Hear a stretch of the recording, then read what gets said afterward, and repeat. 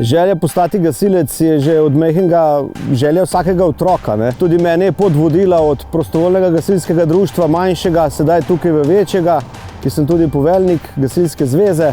In pa seveda skozi šolo postaneš pač to, ker želiš pomagati ljudem v stiski in da rešiš življenje, je pa tisto, kar je najbolj pomembno. Srečen trenutek je to, ko dobiš ti od nekoga pismo, da so domači svojci veseli, ki smo nekoga seveda rešili zagotove smrti. Kar se tiče pa naravnih nesreč, pa vemo, da lahko trajajo kar nekaj dni, in tu potem pomeni utrajajoče delo. Imeli smo prej Škodo Octavio 4x4, ki se je pokazala nam zelo dobra. Glede na to, da se situacija spreminja, da je čedalje več naravnih nesreč, da so ceste takšne in drugačne po teh ujmah, smo se odločili, da gremo na višje vozilo, večje.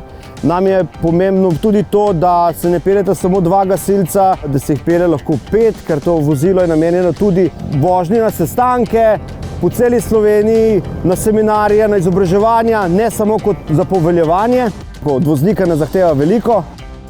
Kar se tiče pa off-roada, je pa seveda motorizirano in za vožnjo zelo udobno tudi po zahtevnih terenih.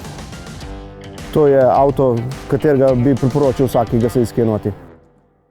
Seveda Kodiaq blesti predvsem s tem svojim 2-litrskim dizelskim motorjem.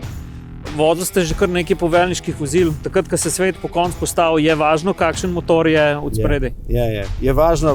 Še posebno takrat, kadar ima za sabo pripeto neko breme, neko prikolico, ali navadno, ali čoln. V bistvu sploh ne veš, da ga zadnji imaš.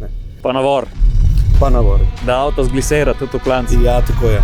Mi smo imeli prej Škodo Octavio 4x4 v naših 10 letih. Niti ene okvare. Redni servisi, olje, filtri in pa pneumatike in to je bilo to.